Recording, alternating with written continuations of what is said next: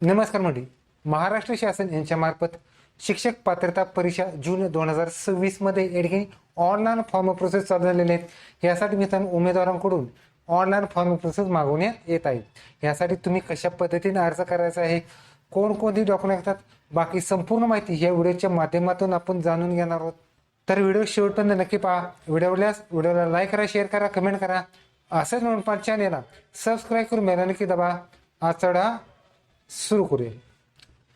Okay, तर मित्रांनो तुम्हाला TET.in या वेबसाईट जर तुम्हाला हा फॉर्म आणि संपूर्ण माहिती या तुम्हाला पाहायला मिळणार आहे. यामध्ये उजव्या साईडला डाव्या साईडला जर पाहिलं तर उमेदवाराची नोंदणी आहेत, उमेदवाराची लॉगिन आहेत, युजर आय डी पासवर्ड वगैरे हरवला ते आहेत, त्याचबरोबर जाहिराती आहेत, परीक्षा शुल्क आहेत, वेळापत्रक, शासन निर्णय आज तुम्हाला असणार आहेत. यामध्ये महत्त्वाच्या घडामोडीमध्ये जी की जून 2026 जी जाहिरात आहे त्याची या ठिकाणी ऑनलाईन फॉर्म प्रोसेसची सगळी माहिती असणार आहेत. यासाठी मित्रांनो जर बघितलं तर आवेदन अर्ज 27/3/2024 पासून ते 16/4/2026 पर्यंत तुम्हाला या ठिकाणी हा फॉर्म ऑनलाईन स्वरूपात भरायचा आहे. प्रवेशपत्र असणार आहेत 9/6/26 ते 21/6/2026 पर्यंत तुम्हाला हॉल तिकीट असणार आहेत. परीक्षा असणार आहे मित्रांनो तुम्हाला एक पहिला पेपर असणार आहे 21/6/2026 10:30 ते 1 पर्यंत असणार आहेत आणि सेकंड पेपर असणार आहेत त्याच दिवशी 14 म्हणजे 2-2:30 वाजता पेपर असणार आहेत. 5 वाजेपर्यंत तुम्हाला सेकंड पेपर असणार आहे. ह्यासाठी मित्रांनो परीक्षा शुल्क जर बघितलं तर मित्रांनो तुम्हाला परीक्षा शुल्क असणार आहेत. जर SCच्या विद्यार्थ्यांसाठी असेल तर 700 रुपये फी असणार आहेत, ST साठी असेल तर 700 असणार आहेत, दिव्यांग उमेदवार असेल तर 700 असणार आहेत आणि इतर उमेदवार म्हणजे कास्टमध्ये VGNT, NTB, NTC, NTD, SCBC, OBC, EWS असेल तर 1000 रुपये फी असणार आहेत. हे एक पेपरसाठी झालं आणि दोन्ही पेपर जर कंबाईन केले तर SC साठी 900 रुपये, ST साठी 900 रुपये, हँडिकॅपसाठी 900 आणि ओपन आणि जे कास्ट असतात इतर त्यासाठी 1200 रुपये तुम्हाला फी असणार आहे.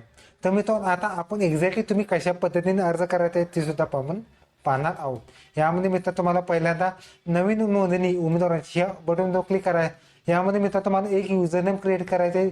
तुम्ही तुमच्या चॉईस प्रमाणे मोबाईल नंबर किंवा नावाचे अक्षर टाकून तुम्ही क्रिएट करू शकतात.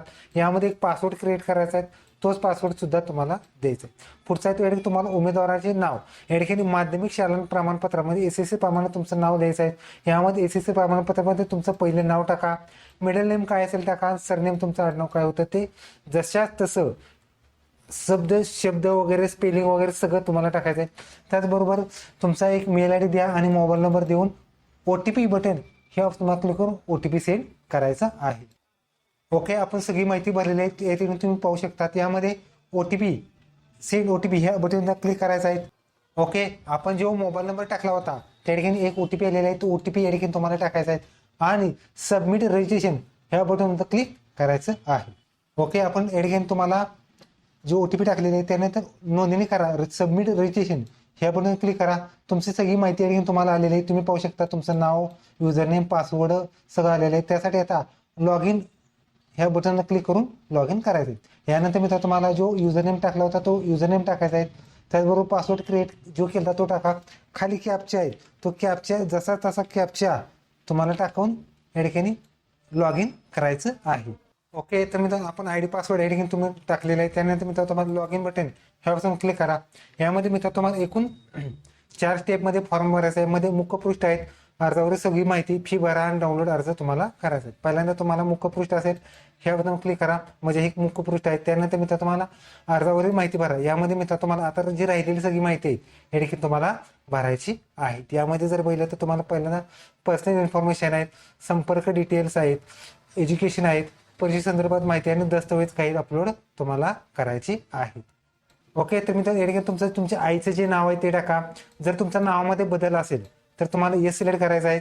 त्याचबरोबर नावामध्ये बदल जो झाला त्याचं नाव वगैरे टाका, संपूर्ण आडनाव वगैरे टाका, नाव बदलायचे कारण वगैरे आणि तुमचं जे प्रूफ काय जोडणार, गॅझेट, मॅरेज सर्टिफिकेट काय जोडणार ते तुम्हाला लिहायचं आहे. नसेल तर तुम्ही नो करू शकता. ओके, या ठिकाणी मेल ID, मोबाईल नंबर जसा तसा आलेला आहे.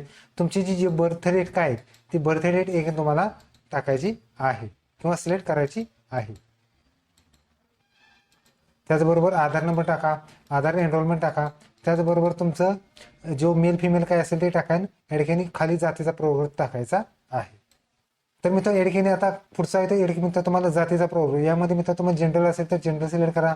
जर तुम्ही ईडब्ल्यूएस असेल तर ईडब्ल्यूएस सर्टिफिकेटमध्ये जात प्रमाणपत्र नंबर आणि तारीख टाकायची आहे. त्याचबरोबर एसीबीसी असेल तर एसीबीसी जात प्रमाणपत्र नंबर आणि तारीख सुद्धा टाकायचं आहे. ओबीसी असेल तर सेम त्याच पद्धतीचे कास्ट सर्टिफिकेट नंबर वगैरे सगळं तुम्हाला टाकायचं आहे. त्याचबरोबर एसी असेल तर एसी कास्ट सर्टिफिकेट नंबर टाका किंवा ओपन असेल तर ओपन टाका आणि सेव्ह नेक्स्ट तुम्हाला करायचं आहे. ओके, तर आपण सगळी माहिती भरलेली आहे. त्यानंतर मित्रांनो सेव्ह नेक्स्ट बटन हे तुम्हाला क्लिक करायचं आहे. अशा पद्धतीने आपली पहिली स्टेप कंप्लीट झालेली आहे. त्यानंतर मित्रांनो तुम्हाला आता संपर्काची माहिती भरायची आहे. त्यामध्ये कायमस्वरूपी पत्ता आणि टेम्पररी पत्ता तुम्ही देऊ शकता किंवा करस्पॉन्डन्स. यामध्ये तुमचा प्लॉट नंबर, सर्वे नंबर काय असेल, हाऊस नंबर टाका. गावचे शहराचे नाव, जिल्हा कोणता आहे ते ठिकाणी तुम्हाला सिलेक्ट करायचा आहे. त्याचबरोबर तालुका कोणता आहे तो पिनकोड टाकून, जर कायमस्वरूपी पत्ता आणि करस्पॉन्डन्स पत्ता एकसारखा असेल तर same as permanent address click करून तुम्हाला सेव्ह नेक्स्ट करायचं आहे. ओके, आपण सगळी माहिती भरलेली आहे. त्यानंतर मित्रांनो तुम्हाला सेव्ह नेक्स्ट बटन हे तुम्हाला क्लिक करायचं आहे. ओके, अशा पद्धतीने आपला जो ॲड्रेस सक्सेसफुली सबमिट झालेला आहे. आता सगळ्यात महत्त्वाची गोष्ट म्हणजे एज्युकेशन अँड इन्फॉर्मेशन. यामध्ये मित्रांनो जर पहिलं तर पहिल्यांदा आहेत माध्यमिक शाळा प्रमाणपत्र, म्हणजे एसएससी मार्कशीटमध्ये तुम्हाला प्रमाणपत्र जोडायचे आहेत. जो प्रमाणपत्राचा नंबर वगैरे काय तो जोडा. सीट नंबर टाकायचा आहे. बोर्ड युनिव्हर्सिटीचे नाव काय ते टाका. उत्तीर्ण वर्ष आणि महिना तुम्हाला टाकायचं. उदाहरणार्थ या ठिकाणी तुम्ही पाहू शकता, जर तुमचं 2007 असेल तर 2007 आणि महिना कोणता पासआउट झाला ते तुम्हाला सेट करायचं आहे. ऑप्टेन मार्क्स आणि टोटल मार्क्स टाकायचे. सेम त्याच पद्धतीने जर तुमची 12वी असेल तर टिक मार्क करा. 12वी डिटेलमध्ये 12 सीट प्रमाणपत्राचा नंबर टाका, सीट नंबर टाका, बोर्ड युनिव्हर्सिटीचे नाव, पासिंग वर्ष, महिना कोणता आहे तो, एकूण गुण आणि टक्केवारी तुम्हाला टाकायचे. त्याचबरोबर पुढचा आहे तो मित्र तुम्हाला आता इथं महत्त्वाचा पॉईंट आहे, जर उमेदवार शैक्षणिक पदवीच्या शेवटच्या वर्षात शिकत असेल तर त्यांनी या ठिकाणी मागचे पदवीचे मार्क्स तुम्हाला भरायचे. म्हणजे ज्यांचे FPR चालू असेल त्यांनी जे सेकंड इयरचे मार्क वगैरे तुम्हाला भरायचे. त्यामध्ये डिग्री आहे का तर टिक मार्क करा. असेल तर टिक मार्क करा, नसेल तर तुम्ही नो करू शकता का तुमच्या चॉईसप्रमाणे. तुमची जी डिग्री झाली असेल ते सिलेक्ट करा. उत्तीर्ण कशातनं झाले ते, निकाल पास, FPR काय असेल ते सिलेक्ट करा. बोर्ड युनिव्हर्सिटीचे नाव, ऑप्टेन मार्क्स, टोटल मार्क्स टाकायचे. सेम त्याच पद्धतीने तुम्हाला PG असेल तर PG चालू असेल तर टिक मार्क करा. त्याचबरोबर MA वगैरे काय असेल ते सिलेक्ट करा. त्याचबरोबर डिग्री पासच लागणार आहे असेल तर. त्याचबरोबर युनिव्हर्सिटीचे नाव, एकूण गुण, टक्केवर तुम्हाला लिहायचे. सेम त्याच पद्धतीने आता तुम्हाला लक्षात घ्या, जर तुम्हाला DED झाला असेल तर तुम्हाला 1 ते 5 साठी तुम्हाला अप्लाय करायचं आहे. त्यासाठी ह्या बॉक्सवरती तुम्हाला क्लिक करायचे आहेत. यामध्ये मित्रांनो तुम्हाला तुमची डिग्री डिप्लोमा कोणता झाला म्हणजे DTED, DELTED, DED ऑदर काय असेल ते सिलेक्ट करायचं आहे. त्याचबरोबर रिझल्ट पास FPR काय असेल म्हणजे रिझल्ट जर आता DED FPR असेल तरी सुद्धा अर्ज करू शकतात. त्याचबरोबर बोर्ड युनिव्हर्सिटीचे नाव टाका. उत्तीर्ण वर्ष होणारे महिना कुठला आहे तो टाका. पास असेल तर हा ऑप्शन येणार आहे, नसेल तर नाही येणार. एकूण गुण वगैरे हे ते सगळं येणार आहे. जर तुम्ही FPR टाकलं तर तुम्ही कधी पास होणार आहे ते सुद्धा टाकू शकता. किंवा जर तुम्ही SY असाल तर तुम्हाला या ठिकाणी FY कधी पास झाला असाल ते सुद्धा टाकायचं आहे. त्याचबरोबर सर्टिफिकेट नंबर किंवा मार्कशीट नंबर टाकू शकता. त्याचबरोबर पुढचा आहे तो तुम्हाला या ठिकाणी BEd साठी मित्रांनो आता 1 ते 7 साठी तुम्ही अप्लाय करू शकता. म्हणजे 1 ते 8 विद्यार्थी जे क्लास असतात त्यासाठी तुम्ही या ठिकाणी अर्ज भरायचे आहे. त्यासाठी व्यवसाय चाचणी शिक्षक ह्यासाठी टिक मार्क करायचे आहेत. त्याचबरोबर तुम्हाला डिग्री कोणती आहेत यामध्ये BEd, BPEd, इंटिग्रेटेड काय असेल ते सिलेक्ट करा. त्याचबरोबर निकाल पास वगैरे काय असेल ते IPR वगैरे सिलेक्ट करा. बोर्ड युनिव्हर्सिटीचे नाव, उत्तीर्ण महिना, ऑप्टेन मार्क्स, टोटल मार्क्स टाका, पर्सेंटेज येणार आहे, ग्रेड वगैरे टाका आणि सर्टिफिकेट नंबर टाकायचा आहे. आणि खाली सेव्ह नेक्स्ट तुम्हाला करायचं आहे. ओके, तर आपण सगळी माहिती भरलेली आहे. त्यानंतर मी तुम्हाला सेव्ह नेक्स्ट बटन हे ऑप्शन क्लिक करायचं आहे. ओके, आता या ठिकाणी तुम्हाला जी एज्युकेशन माहिती होती ती सबमिट सक्सेसफुली झालेली आहे. आता या ठिकाणी मी तुम्हाला परीक्षेसंदर्भात माहिती सुद्धा द्यायची आहे. त्यामध्ये परीक्षेसाठी तुम्हाला माहिती म्हणजे या ठिकाणी तुम्हाला एक्झाम सेंटर कोणतं पाहिजे आहे, जिल्हा त्या ठिकाणी तुम्हाला सिलेक्ट करायचं आहे. त्याचबरोबर तुम्ही कोणत्याच पदासाठी अप्लाय करणार म्हणजे पेपर 1, पेपर 2 बोथ दोन्हीसाठी असेल तर करू शकता. पर्यायी लँग्वेज तुम्हाला निवडायचे आहेत.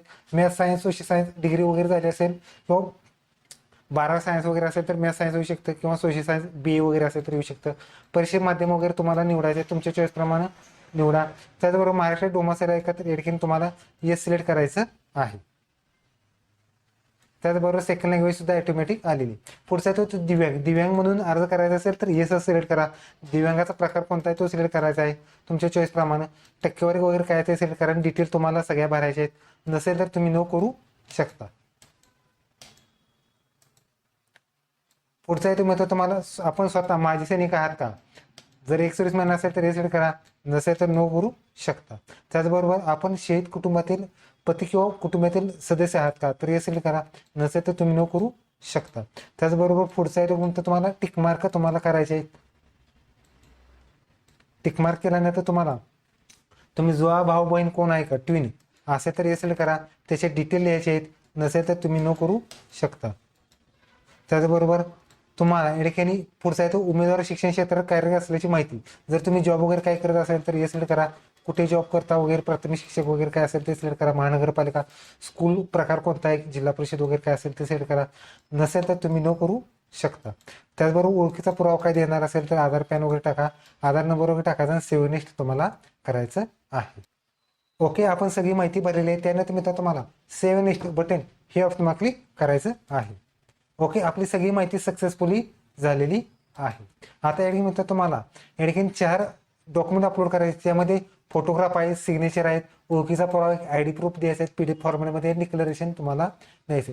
डिक्लरेशनमध्ये तुम्ही या ठिकाणी तुम्ही पाहू शकता अशा स्वरूपात डिक्लरेशन असतं, तेच डिक्लरेशन तुम्हाला द्यायचं आहे. यामध्ये जर फोटो बघितला तर फोटो 17 ते 51 KB JPG मध्ये अपलोड करायचा आहे.